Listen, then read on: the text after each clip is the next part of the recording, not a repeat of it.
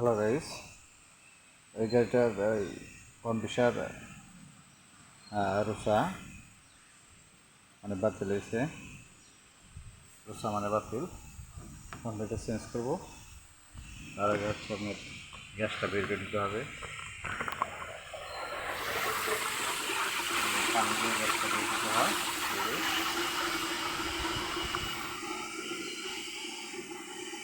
আপনার যদি গ্যাস ঠিক থাকে এসে দিলে আপনার 200 টাকাটা যদি থাকে এই কাটাটা, আপনার এসিদের আপনার এসির গ্যাস ঠিক আছে।